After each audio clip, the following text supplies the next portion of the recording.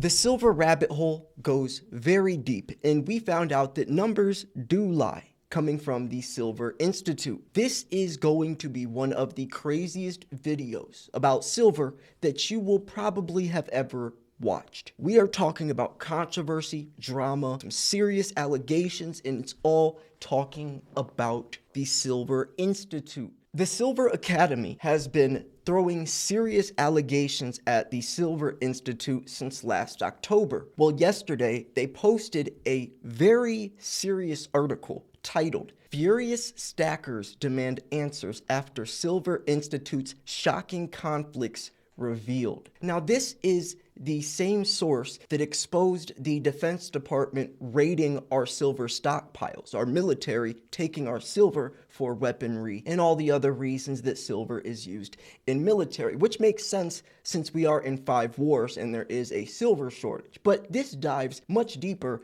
than just that alone. There is misleading evidence, there's some serious allegations, there's just a bunch of drama that is all getting thrown into the spotlight. But I'm going to try to come from this with a unbiased perspective. I'm not going to take sides, I'm simply going to share the data, and you can come up with whatever conclusions or opinions you have on your own, because this stuff could be taken to court. This stuff is a lot bigger than just some drama. We're talking about serious corruption, misleading people for decades, and they highlight these facts in this article. I really want you all to keep an open mind and don't jump immediately to conclusions. We all know the silver market has been manipulated for decades. People have gotten sentenced to prison for manipulating the price. JP Morgan, more specifically, but also other banks like Merrill Lynch and the Dutch Bank. But we're not just talking about spoofing, which is placing false buy or sell orders on these exchanges, canceling the order before it goes through,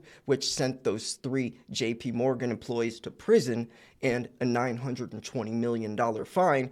We could also go into COMEX corruption in terms of suppressing the price of silver. So it's a much bigger picture, but this is coming from an entirely different perspective. So let's see what these allegations are all about. It was very important for me to give the context leading up to us covering this article, but I also really need you to like this video, comment, and share it. Not for my sake, but for all the silver stackers out there. Because if you are missing this type of key information, not knowing really what's going on behind the scenes, you are left at an extreme disadvantage. So please like, share, and comment. Can you trust the silver market? Stackers say hell no, after Silver Institute's history of deception is under investigation. Sources from this article are Pixie, the free speech open source portal protected by Section 230 of the CDA. Pixie can be found throughout our Reddit communities. 12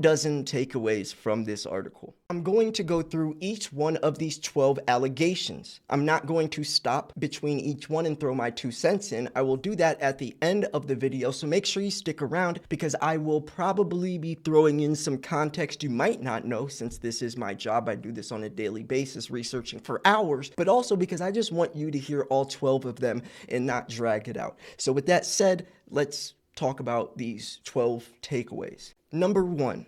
The Silver Institute does not want silver to be a valuable commodity. Number 2. The Silver Institute, in fact, does the opposite. Number 3, the Silver Institute would rather the dollar be the #1 asset. That's a crazy thought. Number 4, the existence of the Silver Institute is to obfuscate, or basically mislead, silver uses and mislead investors, which is the opposite of what they should be doing, promoting silver so investors can be adequately and fairly rewarded. Number 5, their entire existence and most of their publications have been deceptive publications meant to keep a secret. Number 6, this is part 1 of 20 articles leading into their Inglorious World Silver Survey. Number 7, the result is that by the fall of 2024, their legitimacy, reputation, and credibility will go to 0, and soon their sponsors will run for the fire exits. Number 8, No mining company will want to be subject to the market heat, being in the hot seat or shareholder backlash by being associated with Scammy Silver Institute. Number 9, we want to emphasize that there are zero faults with the mining companies that were roped into their silver scam. Number 10, our official position is that they had yet to learn what was happening behind the scenes. We will get to this in upcoming articles. Number 11, two sheep metaphors follow. They were fleeced and the wool was pulled over their eyes. Number 12, all the fault lies with two people we have researched thus far. But as the scandal unfolds and the cover-ups surface, there may be more than just two gentlemen behind the sinister Silver Institute. This is probably the craziest article I've ever read about silver, and some serious allegations that they better have some damning proof if they're going to be saying. I wanted to read this live so you guys got my natural, real reaction and not me already knowing what the article stated. So here you go. I mean, I'm shocked. I really want to keep reading because I gotta see what this is all about. I've seen their past articles, but this is to an entirely different level now. Context. Buying into our thesis only works if you understand that the opposite of silver is the US dollar, which, yes, we know that. This article will only make sense if the reader understands the historical struggle of silver and gold in price discovery. This profound pattern is indisputable, and no one to date can find an exception to this law of human nature that is just as much a law of any scientific law such as gravity. I mean, yes, that's pretty obvious. The dollar is a threat to, or silver's a direct threat to the dollar. I mean, it makes sense. Silver is taking the control away from them. If you invest into silver, you have single-handedly taken the power away from the central banks and put it into your own hands. They can't control you anymore. You are in control of your own wealth now. So of course they don't want that. So historically, bankers and kings, or bankers and emperors, or bankers and prime ministers, or bankers and presidents have executed scams like this. The silver and gold are vaulted, taken out of circulation.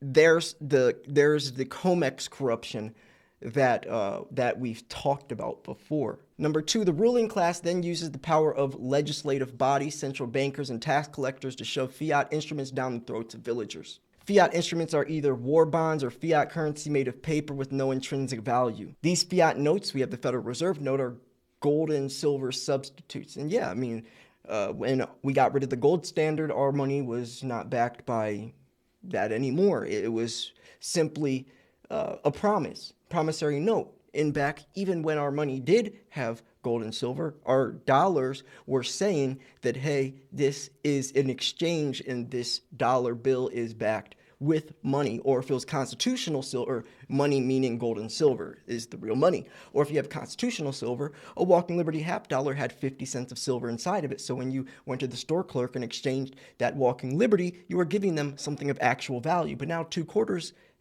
does not equal 50 cents. It's a promise that it does, but it doesn't. That's the problem here. So this cabal, syndicate of central bankers and governments, force villagers to pay taxes. And that's on these fiat notes. And for historical context, when Columbus conquered indigenous ancestors, he would demand taxes, stating it was expensive conquering you savages. When indigenous folk wouldn't surrender the decreed amount, Columbus and his army would chop off the villagers' hands and they would bleed out. This would send a strong message to be good little Indian and pay our taxes to the king and his men. The central banking warfare model then finds every reason to wage unending wars funded by printed fiat. In so doing, the villagers' time, talent, energy, and labor are exchanged for fiat notes that are incrementally devalued over time. A reset occurs, and each and every time gold and silver step up to do all the accounting for the crime, corruption, murder, war, theft inflicted on humanity. The perpetrators are the fiat overlords.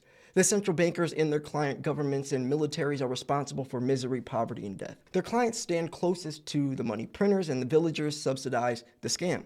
This is what describes the systematized oppression from the central bankers victimizing the 99%. What do they mean by the 99%? Like Wall Street Silver used to say, and this Silver Academy branched off of Redditors, which a lot of them know Wall Street Silver before Wall Street Silver got corrupt and had their own controversies and drama, used to say, we are the 0.999%.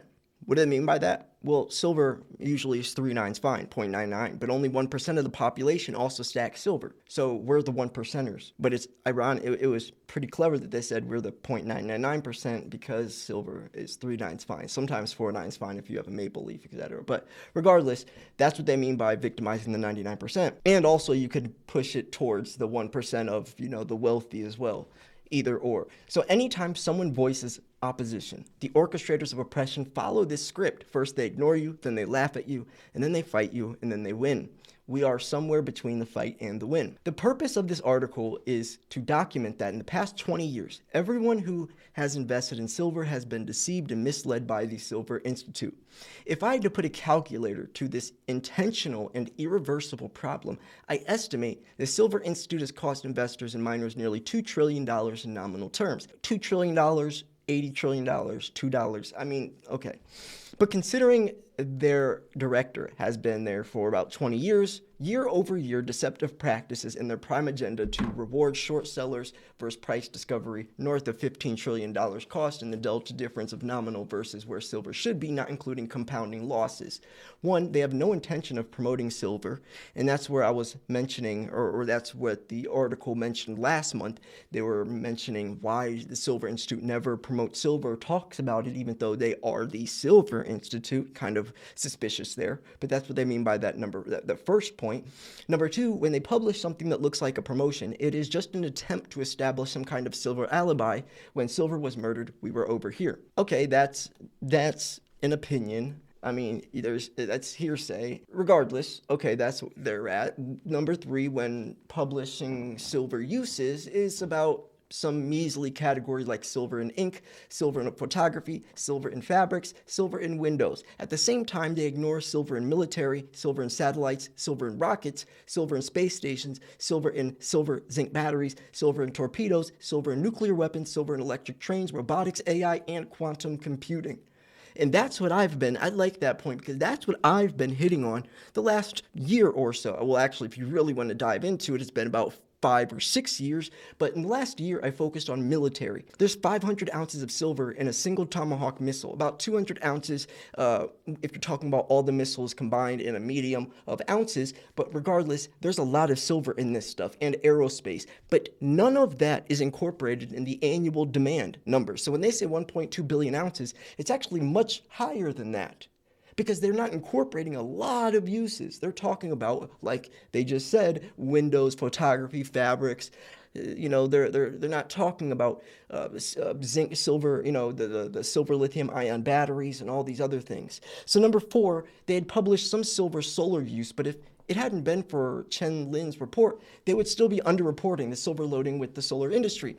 What do they mean by that? Well, they had to revise their numbers because someone caught that they were not, that the numbers were wrong, and they had to revise them at the end of the year last year. And number five, they only exist to confuse people on silver. Then they say, and it gets worse. And I just wanted to highlight real quick, this is why you guys got to stick through the entire video. It might be lengthy, but this is important stuff, and I can give context beyond what they're saying, because I agree with a lot of this. I'm not hating on this. I'm just saying, keep an open mind. I'm not saying they're right or wrong. I'm glad that they post this because it needs to get exposed. It needs to come to light. But I, as a fairly large YouTube channel that has a very large audience in terms of the silver market, I have to do my job and not try to sway people here or there. I simply state the data. And if the Silver Institute comes out and has their rebuttal, I'll post that too with the same type of agenda, with the same unbiased. And that's, I think, why people watch me, because I'm not trying to persuade you. I simply state the news and I give my opinion on it, and I make sure I tell it's my opinion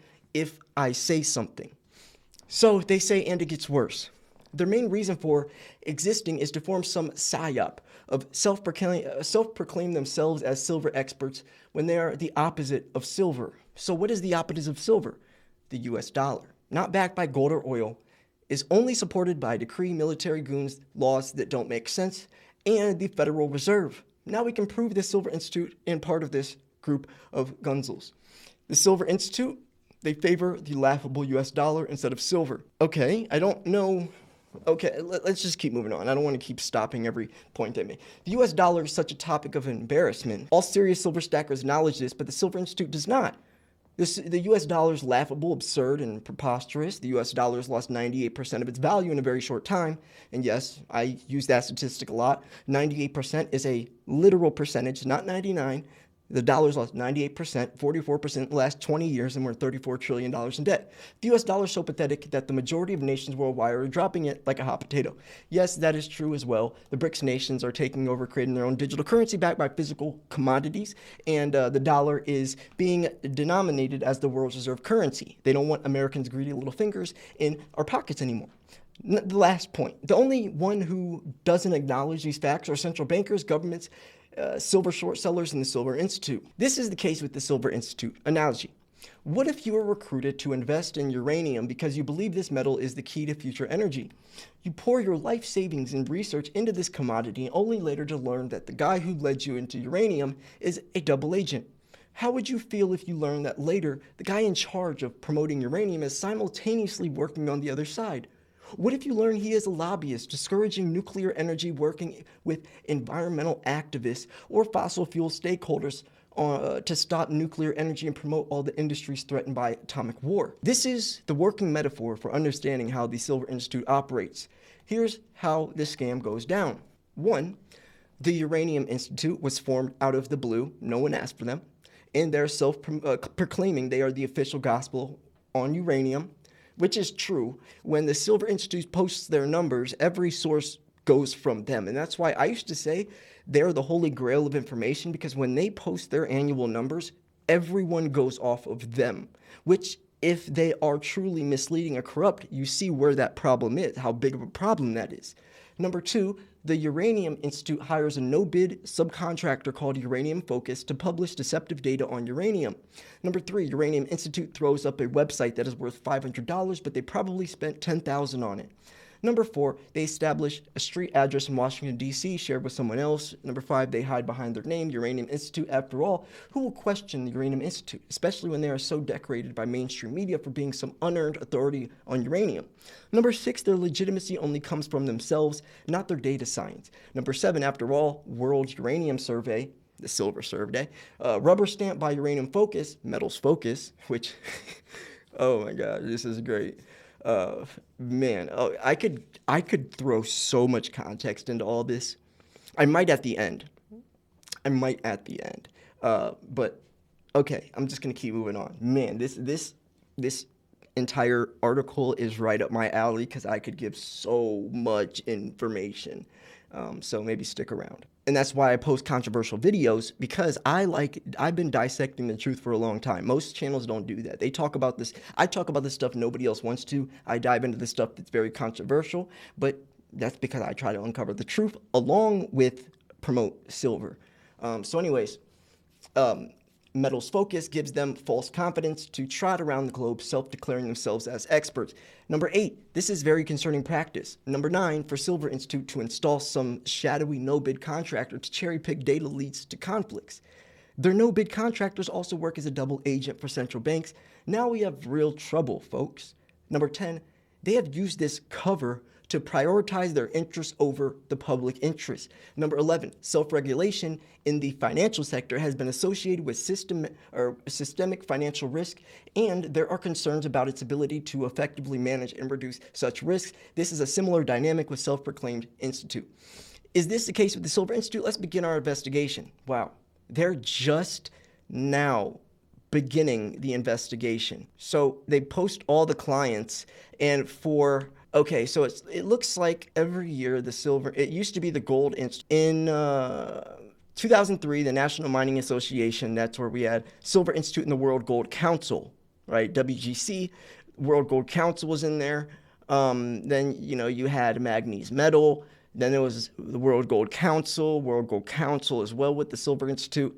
But now you see, if you scroll down, It's just the Silver Institute. Since 2015 on, it's just been the Silver Institute. But why? In part 2 of this investigative series, we will introduce you to the man who worked as the original Silver Institute director. He has quite an impressive and decorated past, including past or active president and chief executive officer of Klein Sachs Group based in Washington. I mean, okay, I'm not going to go through all of these. He has extensive experience in governing, having served aide to former President Nixon, Deputy Treasurer of the United States. That's an interesting one. Talk about standing close to money printers. I mean, he was a Deputy Treasurer of the United States. That is an interesting one. Supervising the U.S. Mint Bureau of Engraving and Printing, a U.S. Savings Bonds Division. I mean, there's a lot here, okay? I'm not going to go through every one. I'm not throwing out, this is all alleged. I mean, these you could probably look up, but all these claims, these allegations they're making, I'm not saying are fact nor are fake. I'm just giving the data. The Silver Stackers Code. The Silver Stackers Code is an unwritten set of rules and norms that govern behavior within the silver jungle. It is a cultural code that silver stackers adopt to navigate our complex society where villagers are imprisoned as debt slaves by the parasitic class. Silver stackers need this code for survival each day. They are bombarded with false information from the Ministry of Propaganda who read their scripts written by fiat overlords. That's literally what I do on a daily basis. I expose the truth. Here are fundamental tenets of the Silver Stackers Code. Never snitch. This is interesting. I don't like the way that you snitch. Okay, whatever. Anyways, let's keep moving on. Informing on fellow stackers to authorities is strictly against Silver Stackers Code and can lead to embarrassing consequences for the snitch. Silver Institute's Mike Dorenzio is considered a snitch for acting like a double agent or an informant, saying he serves silver while he fiercely defends the Federal Reserve note. That's hearsay. I mean, yes, I don't know. It's not my place to talk on whatever this is. Stack silver no matter what the fake spot price is. And yes, that's pretty obvious. Spot price is irrelevant because if you look at spot price to determine what you think silver's value is, then you're determining something that's fake value to real value. No amount of fake dollars can equal something that's real money. And once you realize that, you're a true silver stacker. Once you realize that silver is money and that the dollar is only some type of measurement on a sliding scale that, when I say sliding scale, I mean that the dollar's purchasing power is inevitably going to collapse. It's at 98%. 99% will be someday. But 1 ounce of silver always holds its value, no matter who says that 1 ounce coin is worth what is irrelevant, because the coin's value is the 1 ounce of silver inside of it, not the price tag, not the spot price. So then they go into silver psyops and, Okay, so let's keep moving on. Silver. The right questions are being asked. They boil down to, are some self-titled precious metals advocacy groups really just controlled opposition? These questions needed to be answered. The purpose of this article is to document that in the last 20 years, everyone who's invested in silver has been deceived and misled by the Silver Institute. So yeah, that's the article. That's what this is about. I'm curious what you guys think about this. I can go through a little bit. I know this is a lengthy video, folks. If you stuck with me so far, pat yourself on the back because you wanted to soak up every piece of information. You didn't click off the video within a minute and 20 seconds thinking that you know it all. You're not closed-minded, and that will pay off, especially given the degree of these allegations and how important this information is. I'll highlight some of these things. So this is interesting. They set out, and this is back in October, they said that they are going to go on a 20-article spree exposing the Silver Institute over the next 6 months or whatever they said. And this is part 1, I guess, and this came out yesterday. They have already posted some other stuff, but that's where we're at with that. When they say silver does not want to be a valuable commodity, this is coming from, they mentioned a little later on, that they are not promoting silver. If it's a Silver Institute, why don't they promote silver? And another interesting point is that they did connect and squash the beef, so to speak, last month, because they joined together and they had some type of coming where they posted an article saying this is great, but then a week later the Silver Academy came out with another bombshell article exposing them. And some of these articles are actually down here. You'll be able to see, let me scroll down. Silver shortage confirmed, Mexico's silver supply dropped off a cliff. And then this is the infamous U.S. silver stockpile rated by Defense Department. Future energy needs depend on silver development. And then this is military heist foiled. Authorities recover stolen silver, arrest suspects. But here's some of the ones on the Silver Academy. This is or the Silver Institute. This is some of the stuff that I was mentioning since October they have been coming out and exposing. This is all the context that I was saying in the beginning of this video leading up to the article we just talked about. Silver Academy to report on all the metal missing in Silver Institute's so-called World Silver Survey. And then they talked about the silver scheme exposed, talking about Silver Institute.